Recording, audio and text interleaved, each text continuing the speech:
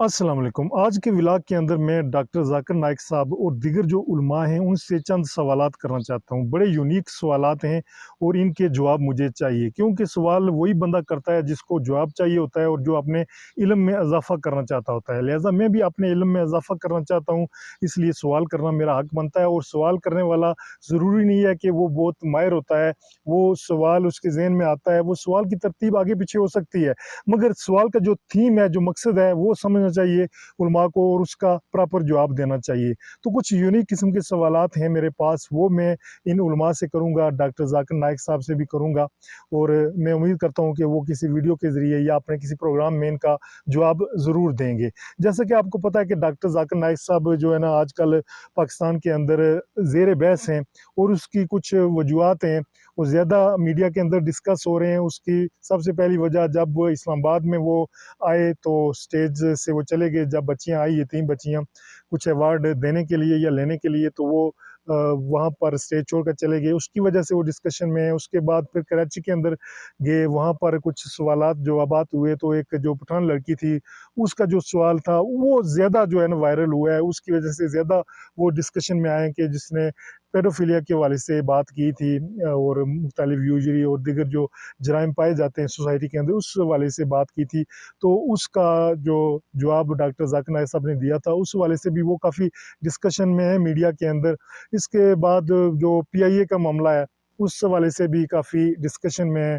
Doctor साहब ना सिर्फ पाकिस्तान के अंदर बल्कि इंडिया के अंदर भी वो काफ़ी डिस्कशन में है।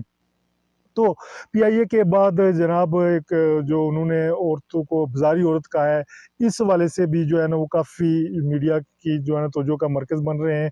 और एक जो एंकर को वो इंटरव्यू दे रहे थे, वहाँ पर उन्होंने कहा है कि 20 मिनट तक अगर आप किसी औरत को, जो न्यूज़ एंकर है, उसको आप रेगुलर अगर देखते हैं तो आपके दिल में कोई बैड इंटेंशन या कोई ख़्याल पैदा नहीं होता है, तो आपको डॉक्टर को चेक करवाना चाहिए। तो इस हवाले से भी वो मीडिया के अंदर डिस्कशन में है। ये सारी बातें डिस्कस हो रही हैं, इस पे लोग वीडियोज़ भी बना रहे हैं, व्लॉग्स भी बना रहे हैं। मैं इन चीज़ों पे बात नहीं करूँगा, क्या दुरुस्त है, क्या गलत है, हमारा इतना नॉलेज नहीं है, इसलिए हम क्वेश्चन रखना चाहते हैं, हम कुछ सवालात पूछना चाहते हैं ताकि हम अपने नॉलेज में भी इज़ाफ़ा करें। ये बातें तो ऑलरेडी डिस्कस हो रही हैं और आप भी का कई बार मेरे ख़्याल में सुन चुके होंगे।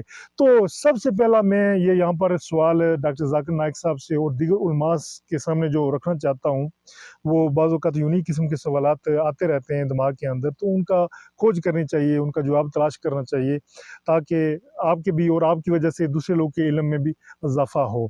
तो सबसे पहले मेरा सवाल ये है कि रमज़ानुल मुबारक में जो आखिरी हम लैलतुल क़द्र यानी कि ताक रातों में से जो तलाश करते हैं रात, तो वो कहते हैं कि 20वें रोज़े से लेकर जो 21वें से लेकर आगे उन ताक रातों में से कोई रात हो सकती है। तो 27वीं की रात जो है उसको ज़्यादा का इत्फ़ाक़ है कि ये होती है।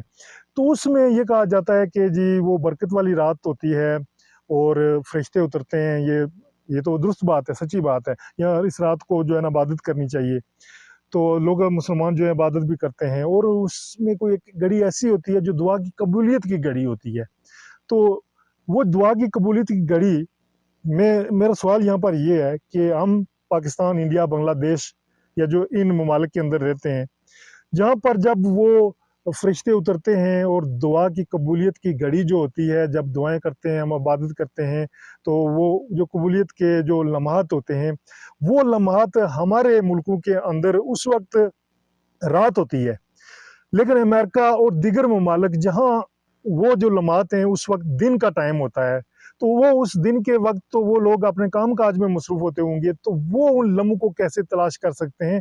इस पे क्लियर कीजिए थोड़ा-सा, ताकि जो मेरे ज़हन के अंदर ये सवाल आया, इस तरह और बहुत से लोगों के ज़हनों के अंदर भी इस तरह का सवाल आ सकता है कि वो जो उस दिन रात को फ़रिश्ते उतरते हैं और कबूलियत के लम्हे होते हैं, इबादत जो है ना ज़्यादा कबूल होती है, उसका ज़्यादा सवाब मिलता है। तो उस वक़्त सेम जब हमारे यहाँ रात होती है, तो कुछ ममालिक के अंदर दिन का वक़्त होता है। तो ज़ाहिर है टाइम तो बराबर ही होता है, वो लम्हे जो हैं हमारे यहाँ उस वक़्त रात चल रही होती है, उधर दिन चल रहा होता है। तो वो उन लम्हों को कैसे कैप्चर कर सकते हैं, वो अब अपनी इबादत कैसे कर सकते हैं, इसको थोड़ा क्लैरिफ़ाई करें। इस सवाल का जवाब अगर ज़ाकिर नाइक साहब देना चाहते हैं या कोई और आलम देना चाहते हैं तो ये हमारे नॉलेज में इज़ाफ़ा कीजिए। हमारे अगर सवाल को मज़ीद अगर डेप्थ से आप समझ सकते हैं तो उसको तफ़सील से अगर आप जवाब दे दें तो ना सिर्फ मेरे नॉलेज में इजाफ़ा होगा बल्कि दीगर जो देखने वाले हैं उनके इल्म में भी इस हवाले से इजाफ़ा होगा। फिर दूसरा एक सवाल जो है वो मैं ये पूछना चाहता हूँ अपने जो उलमा हैं, ज़ाकिर नाइक साहब हैं और दीगर जितने भी उलमाए किराम हैं उनसे पूछना चाहता हूँ कि जब यानी कि जन्नत जहन्नम का सिस्टम होगा तो जो नेक लोग जन्नत में जाएंगे, तो मुझे ये बताइए कि जन्नत में ज़ाहिर है वहाँ पर वो इनामात ही मिलेंगे, तो ये दुनियावी सिस्टम तो नहीं होगा ना, यहाँ पर लालच होता है, हिर्स होती है, ये होती है।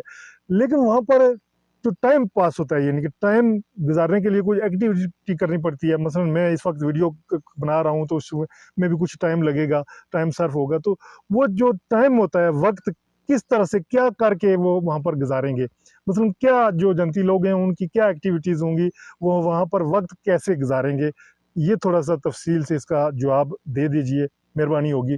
उसके बाद जो एक और सवाल इससे मिलता जुलता मेरे जहन में है कि यहाँ दुनिया में हम रहते हैं, तो यहाँ दुनिया के अंदर जैसा कि कुछ लोग बहुत इंटेलिजेंट होते हैं, कुछ दरमियाने दर्जे के होते हैं, कुछ काफ़ी नीचे दर्जे के होते हैं, कुछ मैड भी होते हैं, पागल भी होते हैं ऐसे सोसाइटी के अंदर। ये दुनियावी जो है ना रंग हैं, दुनिया के रंग हैं ये। तो ये जो यहाँ पर अक्ल का म्यार है, जैसे कि हर बंदे की मेमोरी उतनी शार्प नहीं होती है जिस तरह से ज़ाकिर नाइक साहब की मेमोरी जो है वो चीज़ों को याद रखते हैं, हर बंदे की इस तरह नहीं होती है। इस तरह यानी कि कुछ लेवल होते हैं, कुछ लोग साइंस में एक्सपर्ट होते हैं, कुछ हो सकता है पॉलिटिक्स में एक्सपर्ट हों, कुछ दीन में ज़्यादा वो महारत रखते हों, इस तरह से ज़हनी स्टैंडर्ड्स होते हैं। तो म्यार होता है, दिमाग का सोचने की सलाहियत होती है कि कोई ये बंदा किस लेवल पे सोचता है, ये बंदा किस लेवल पे सोचता है, ये बंदा किस लेवल पे सोचता है। तो मुझे ये बताइए कि जन्नत के अंदर जब लोग चले जाएँगे, तो उनका ये सोचने का जो लेवल होगा, म्यार होगा, वो एक जैसा हो जाएगा, बिल्कुल बराबर हो जाएगा या उसमें कोई फ़र्क होगा?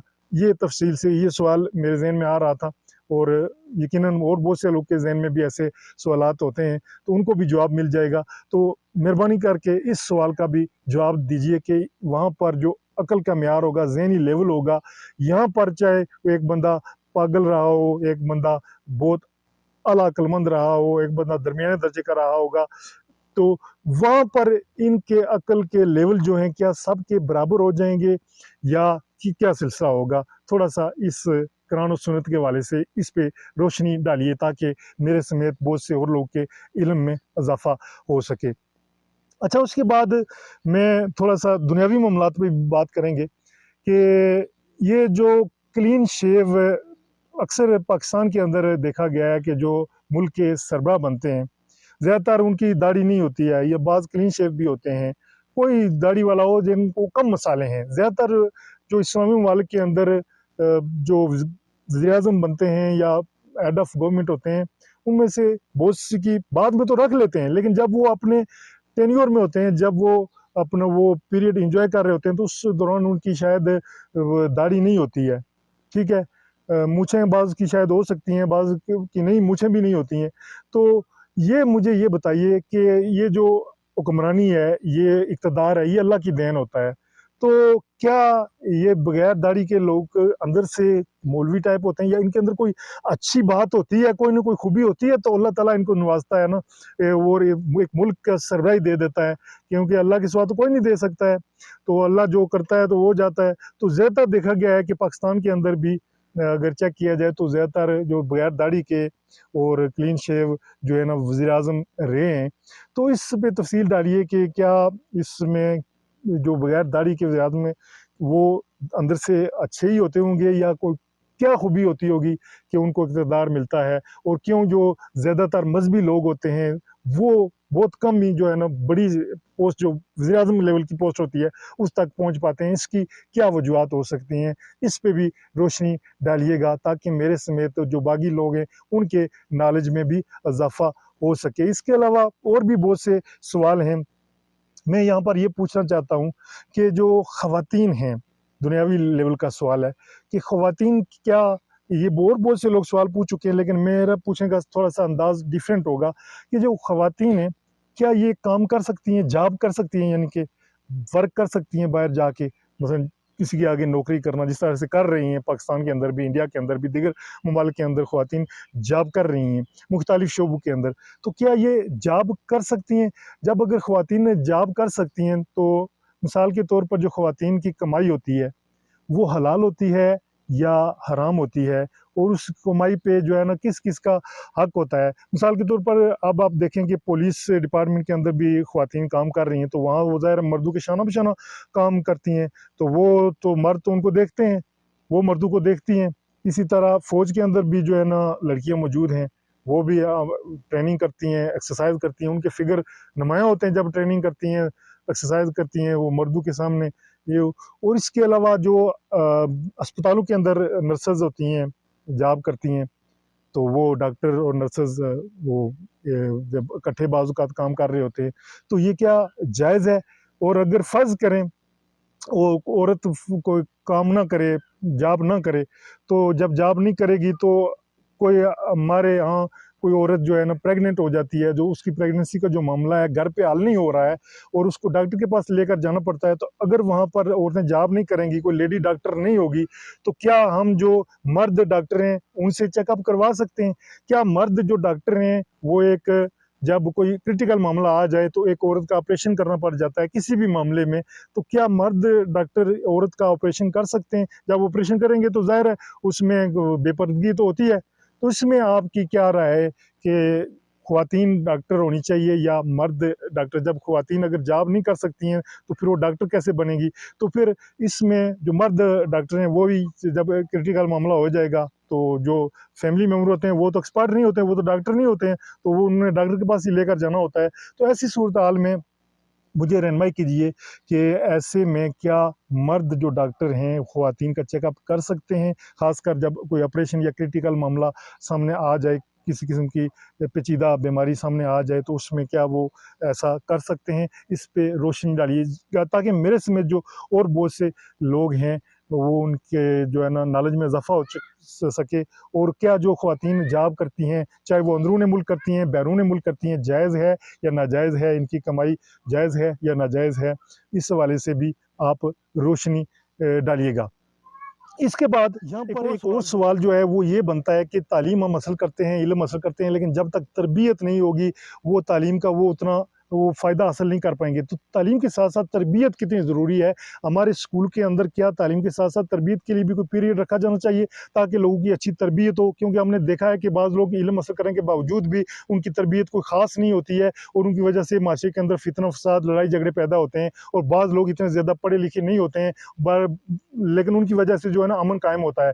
तो इस तालीम और तरबियत के हवाले से रोशनी डालिएगा कि तरबियत कितनी ज़रूरी है और तालीम कितनी ज़रूरी है, और तरबियत के लिए क्या कुछ इक़दामात करने चाहिए हमारी गवर्नमेंट को कि स्कूल के अंदर एक तरबियत का, या इसके अलावा स्कूलों के अंदर नहीं बल्कि गाँव की सतह पर, मोहल्ले की सतह पर तरबियत के लिए कुछ टीमें मुकर्रर की जाएँ ताकि लोगों की बेहतर तरबियत की जा सके, ताकि माशरा जो है हमारा अमन की तरफ और तरक्की की तरफ जा सके। यहाँ पर ज़हन में आ रहा है कि ये जो आप देख रहे हैं मेरी वीडियो, ये मैं एक मोबाइल फ़ोन से बना रहा हूँ, और ये जो सोशल मीडिया जिसके ज़रिए आप देख रहे हैं ये भी अंग्रेज़ों का है और मोबाइल भी अंग्रेज़ों का डिज़ाइन किया हुआ है। जो फर्स्ट उन्होंने डिज़ाइनिंग की होगी ज़ाहिर है अंग्रेज़ों ने की होगी। तो क्या ये अंग्रेज़ों का बनाया हुआ सोशल मीडिया हम यूज़ कर सकते हैं, जायज़ है या नाजायज़? और क्या अंग्रेज़ों का बनाया हुआ हम मोबाइल जो यूज़ करते हैं ये दुरुस्त बात है? और क्या ये जो अंग्रेज़ों का बनाया हुआ हवाई जहाज़ है हम इसमें बैठकर सफ़र कर सकते हैं? क्या अंग्रेज़ों की बनाई हुई जो गाड़ी है हम इसमें सफ़र कर सकते हैं? क्या अंग्रेज़ों की बनाई और बहुत सी प्रोडक्ट्स हैं जो कि हमारे मुल्क के अंदर जो है ना खाने वाली भी मौजूद हैं और पहनने वाली भी मौजूद हैं, हर तरह की प्रोडक्ट्स मौजूद हैं, तो क्या हम इनका इस्तेमाल कर सकते हैं? क्या इनका इस्तेमाल जो है जायज़ है या नाजायज़ है? इस हवाले से आप क्या कहते हैं? और मुझे ये बताइए कि ये जो दुकानों पे जो साबुन पे एक लड़की की तस्वीर होती है, मुख्तलिफ जो प्रोडक्ट्स होती हैं, उन पे लड़कियों की तस्वीर होती हैं, वो एड्स होते हैं उनके, तो क्या वो एड्स वाली चीज़ एक दुकानदार सेल कर सकता है? अगर सेल करेगा तो उसकी कमाई हलाल होगी या हराम होगी? क्या एक खरीदार वो चीज़ खरीद सकता है जिस पे लड़की की तस्वीर हो? क्या वो जायज़ होगा या नाजायज़ होगा? क्या जो सियासत के अंदर, इसके अलावा और भी सियासत की भी बात करते हैं, क्या सियासत के अंदर ख़वातीन का आना जायज़ है? और अगर ख़वातीन फ़र्ज़ करें सियासत के अंदर आती हैं, तो वहाँ पर ज़ाहिर है वो मर्दों से भी मिलती हैं, तकारीर भी करती हैं, ख़ासकर जब स्टेज पे चढ़ती हैं तो वहाँ पर माहौल ही कुछ अजीब-सा होता है। तो क्या मौलाना हज़रात जो मज़हबी लोग होते हैं वो सियासत में आ सकते हैं?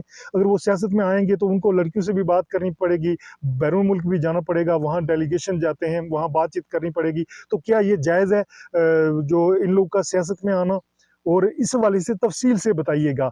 और जो डॉक्टर्स हज़रात हैं, मिसाल के तौर पर, वो बाज़ औक़ात ऐसा भी देखने को, सुनने को आया है कि जो डॉक्टर हज़रात होते हैं, बाज़ औक़ात आपके जो ख़ासकर पाकिस्तान, इंडिया के अंदर जब आपका चेकअप करते हैं, तो वो जो आपको बीमारी कोई होती है, वो ढेर सारी दवाइयों और बेजा टेस्ट लिख के दे देते हैं, क्योंकि टेस्ट वो इसलिए लिख कर देते हैं कि उनका लेबॉरेटरी में राब्ता होता है, वहाँ से इनका कमीशन होता है, तो फालतू किस्म के टेस्ट लिख के दे देते हैं। 1-2 का वो टेस्ट करते हैं, बाकी वैसे ही रफ सी वो रिपोर्ट्स बना के दे देते हैं, वहाँ से डॉक्टर को कमीशन मिलता है। तो क्या ये जायज़ कमाई होती है? और जो फ़र्ज़ करें, जो मेडिकल स्टोर पे जो दवाइयाँ सेल करते हैं, सेम रैपर होता है, सेम दवाई का नाम होता है, लेकिन अंदर जो है 2 नंबर चीज़ पड़ी होती है, यानी कि इमिटेट किया होता है, यानी कि 2 नंबर मेडिसिन भी सेल हो रही होती हैं। तो क्या ऐसा कारोबार करना और इससे मुनाफ़ा कमाना वो जायज़ रकम होती है? इस हवाले से भी बताइएगा। के अंदर और दीगर डिपार्टमेंट्स के अंदर, जहाँ पर लोग जो है ना, कोई काम करने के बदले रिश्वत लेते हैं, यानी कि आपका जायज़ काम भी करेंगे तो बदले में आपसे रिश्वत या कमीशन, जिसके मुख्तलिफ नाम रखे हुए हैं, किसी ने चाय-पानी रखा हुआ है, किसी ने खिदमत रखा हुआ है, और कोई कुछ कहता है, कोई कुछ कहता है कि भाई उनको खुश कर देना, और मुख्तलिफ नाम रखे हुए हैं इनके। तो वो, तो क्या ये रिश्वत लेना जायज़ है? और रिश्वत जो वो ले रहे हैं, तो क्या उनकी जो कमाई दीगर बनती है वो जायज़ होती है? वो अपने बच्चों को जायज़ कमाई खिला रहे होते हैं? इसी तरह और बहुत से मामलात होते हैं। और क्या बैरून मुल्क से चंदा लेना ये दुरुस्त अमल है? क्या बाहर के मुल्क जो गैर मज़हब है, मिसाल के तौर पर, उससे कोई डोनेशन लेना, चंदा लेना, ख़ासकर जब मुल्क जो चंदा लेते हैं, IMF से कर्ज़ा लेते हैं, तो वहाँ पर जो ज़ाहिर है उनका पास बैरून मुल्क जो आपको फंडिंग करता है, मदद करता है, तो उसमें वहाँ पर शराब का कारोबार भी हो जाता है, मुख्तलिफ़ किस्म के क्लब भी चल रहे होते हैं, उसकी जो वो टैक्स लोग दे रहे होते हैं, वो इनकम वहाँ पर जमा होती है, तो वो वही इनकम जो है ना आगे मदद भी कर रहे होते हैं। तो क्या ऐसी इनकम जो शराब और मुख्तलिफ अड्डू के ज़रिए से और वहाँ के अवाम के टैक्स से इकट्ठी करके जो गवर्नमेंट जो है बाहर के मुल्कों को मदद करती है, तो क्या ये ऐसी मदद कबूल करनी चाहिए? क्या वो जायज़ होती है ऐसी मदद को एक्सेप्ट करना? और इसी तरह और बहुत से सवालात हैं। और मुझे ये बताइए कि हुकूमत जो गलत काम करती है, मिसाल के तौर पर सियासत दान जो हैं इलेक्शन के दौरान इतने-इतने झूठ बोलते हैं, वादे करते हैं लोगों से, और उन पे पूरा नहीं उतरते हैं। फिर जो जब वो इक़्तिदार में आ जाते हैं तो चीट करते हैं मुख्तलिफ, यानी कि बड़ी सतह पर चीट करने का बड़े तरीके होते हैं। तो वो लोगों को चीट करते हैं और धोखाधड़ी करते हैं, जो वादे किए होते हैं उन पे पूरा नहीं उतरते हैं, अवाम को धोखा देते हैं, मीडिया के अंदर कुछ बताते हैं, हकीकत में उन्होंने फंडिंग इधर-उधर कुछ की होती है। तो ऐसे में खुर्द-बुर्द करना, ये क्या कोई जायज़ अमल है? हुकूमत को ऐसा अमल करना चाहिए या नहीं करना चाहिए? अच्छा, जब कोई भी बात की जाए तो उसको पर्सनल ना लिया जाए, बल्कि उनसे मुराद वो लोग होते हैं जो उस जुर्म में मुलव्वस होते हैं या जो इस तरह की एक्टिविटीज़ कर रहे होते हैं। लिहाज़ा किसी भी बात को आप पर्सनल लेने की कोशिश मत कीजिएगा। क्या हमारी शॉप्स के ऊपर जो 2 नंबर चीज़ सेल हो रही होती हैं, हर चीज़ में मिलावट है, और रैपर ऊपर से कुछ होता है, बीच में 2 नंबर चीज़ पड़ी होती है, और चीनी के अंदर मिलावट, आटे के अंदर मिलावट, दीगर हर चीज़ के अंदर घी जो है 2 नंबर, और हर खाने-पीने की चीज़ें 2 नंबर हमें मिलती हैं, और जब हम डॉक्टर के पास चेकअप के लिए जाते हैं, तो दवाइयाँ भी 2 नंबर मिलती हैं। तो क्या ऐसा काम करने वालों की जो कमाई होती है, वो जायज़ कमाई होती है? इसके साथ मैं ये भी बात करूँगा कि जो ऑनलाइन हम शॉपिंग करते हैं, मुख्तलिफ़ वेबसाइट बनी हुई हैं, जैसा कि अमेज़न भी है और दीगर बहुत सी साइट्स हैं ऑनलाइन, जिनके ज़रिए हम जो है ना काम करते हैं। तो वो ज़ाहिर है वो उनकी पब्लिसिटी एडवर्टाइज़मेंट के ज़रिए होती है, जो इश्तिहारात के ज़रिए होती है। इश्तिहारात में लड़कियाँ भी होती हैं, तो क्या वो उन इश्तिहारात को देखकर ऑनलाइन हम शॉपिंग जो करते हैं, तो वो क्या वो जायज़ बात है? वो इश्तेहारात देखकर हम अट्रैक्ट होते हैं और वो प्रोडक्ट खरीदते हैं जिन इश्तेहारात के अंदर लड़कियां भी आ रही होती हैं।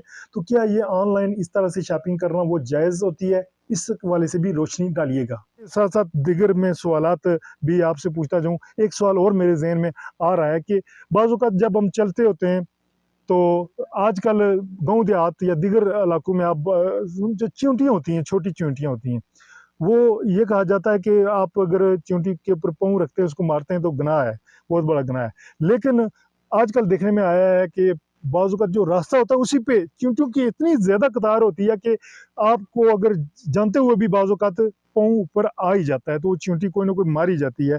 या जब कोई बारात जा रही हो या कोई जुलूस हो या सियासी तकरीब हो तो पाँव के नीचे आके कितनी चींटियाँ मर जाती हैं।